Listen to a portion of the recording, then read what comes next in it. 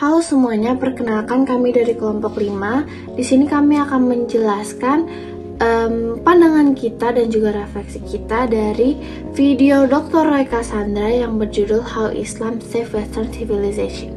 Sebelum itu, izinkan kami memperkenalkan diri kami.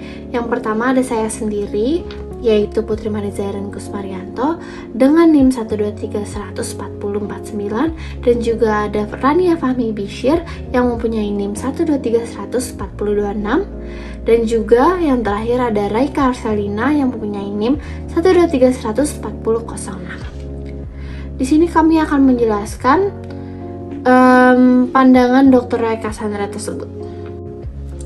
Jadi tujuan kita membuat video ini tuh bukan untuk mengulang apa yang disampaikan oleh Dr.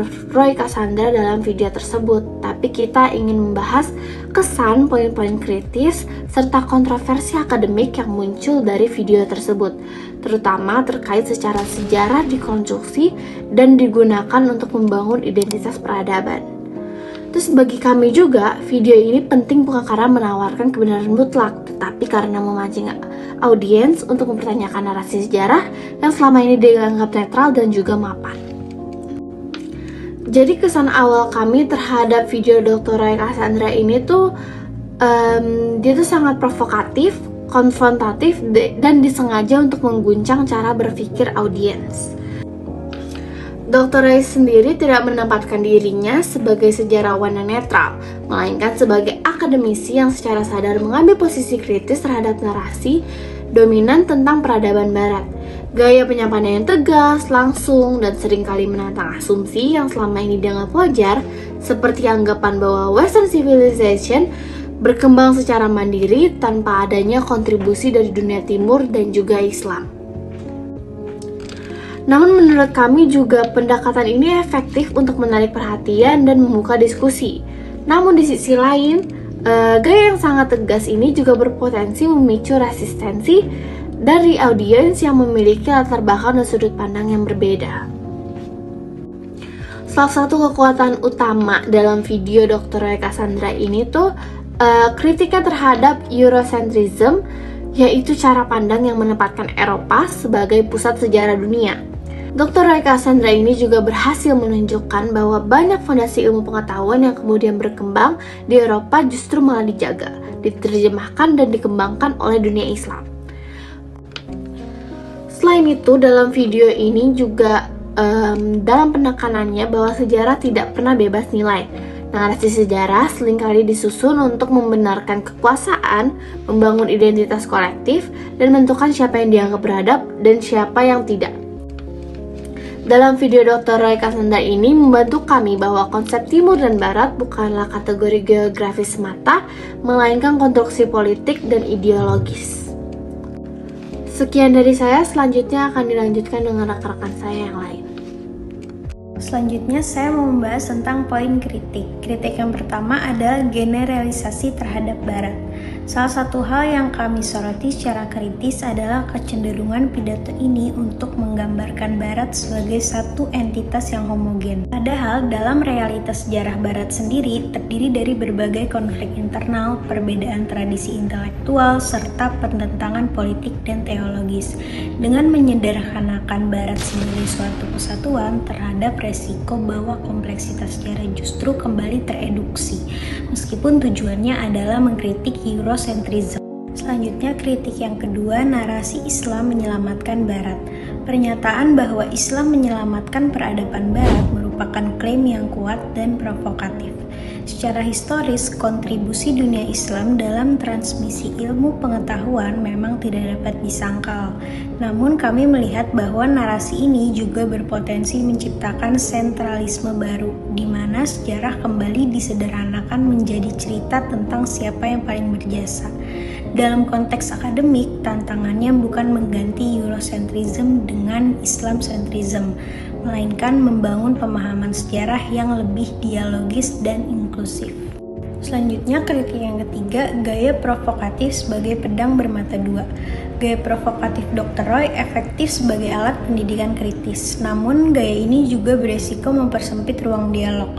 Alih-alih membuka diskusi yang seimbang, pendekatan yang terlalu konfrontatif bisa membuat audiens lebih fokus pada sikap defensif daripada substansi argumen yang disampaikan. Sebagai mahasiswa, pidato ini memberi kami pelajaran penting bahwa mempelajari sejarah bukan sekedar menghafal kronologi peristiwa, tetapi memahami bagaimana sejarah ditulis, oleh siapa, dan untuk kepentingan apa. Pidato ini mendorong kami untuk lebih kritis terhadap narasi besar tentang peradaban dan identitas, serta menyadari bahwa tidak ada satu versi sejarah yang sepenuhnya netral. Kami juga belajar bahwa bersikap kritis tidak berarti menolak sepenuhnya, melainkan mampu melihat kekuatan sekaligus keterbatasan sebuah argumen. Jika dikaitkan dengan studi hubungan internasional dan ilmu sosial secara lebih luas, pidato Dr. Roy Casagranda sebenarnya memperlihatkan bagaimana narasi sejarah berfungsi sebagai soft power. Narasi tentang Western civilization bukan hanya soal masa lalu, tetapi juga digunakan untuk membenarkan posisi Barat dalam tatanan global saat ini, baik dalam bidang politik, ekonomi, maupun moral. Dengan menampilkan Barat sebagai rasional, demokratis, dan unggul, narasi tersebut secara tidak langsung melegitimasi dominasi Barat dalam sistem internasional. Dalam konteks ini, kritik Dr. Roy membantu kami memahami bahwa sejarah seringkali menjadi alat legitimasi kekuasaan global, bukan sekedar catatan akademik yang netral. Namun di sisi lain, refleksi kritis kami juga melihat bahwa setiap narasi tandingan, termasuk yang menempatkan Islam sebagai penyelamat utama, perlu diuji dengan standar kritis yang sama. Jika tidak, kita hanya akan berpindah dari satu bentuk dominasi narasi ke bentuk dominasi narasi yang lain. Ada juga identitas, memori kolektif, dan narasi politik. Pidato Dr. Roy juga membuka diskusi penting tentang hubungan antara identitas dan memori kolektif. Cara suatu peradaban menceritakan sejarahnya sangat mempengaruhi bagaimana ia memandang dirinya sendiri dari pihak lain. Ketika Barat membangun identitasnya melalui narasi keunggulan peradaban, Timur dan Islam seringkali diposisikan sebagai yang lain, tertinggal, atau irasional. Narasi ini tidak hanya berdampak pada historiografi, tetapi juga pada relasi politik global, termasuk kolonialisme dan intervensi internasional. Namun, refleksi kami melihat bahwa membangun identitas melalui oposisi biner, Barat versus Timur, juga memiliki keterbatasan. Pendekatan ini berisiko mempertahankan polarisasi yang justru ingin dikritik oleh pidato tersebut. Oleh karena itu, tantangan ke depan bukan hanya membongkar narasi dominan, tetapi juga membangun cara membaca sejarah yang tidak terjebak ada di dikotomi sederhana. Posisi kami saat ini ada di antara apresiasi dan jarak kritis. Dalam posisi akademik, kami tidak menempatkan diri sebagai pihak yang sepenuhnya menerima atau sepenuhnya menolak pidato dari Dr. Roy Casagranda.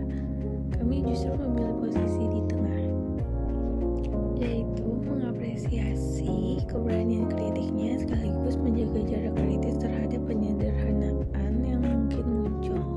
Bagi kami, sikap ini penting karena pendidikan tinggi seharusnya tidak menghasilkan penerimaan pasif terhadap satu narasi, tetapi melatih kemampuan untuk menimbang berbagai argumen secara reflektif. Dengan demikian, pidato ini berfungsi bukan sebagai jawaban akhir, melainkan sebagai alat untuk melatih nalar kritis kami sebagai mahasiswa. Sebagai penutup akhir, kami menilai bahwa kekuatan utama pidato dari Dr. Roy Casagranda terletak pada kemampuannya yang mengguncang cara berpikir audiens dan memaksa kita untuk mempertanyakan asumsi yang selama ini dianggap wajar. Namun, justru melalui sikap kritis dan reflektif inilah pidato tersebut menemukan nilai akademiknya yang paling penting. Sejarah tidak seharusnya digunakan untuk memenangkan klaim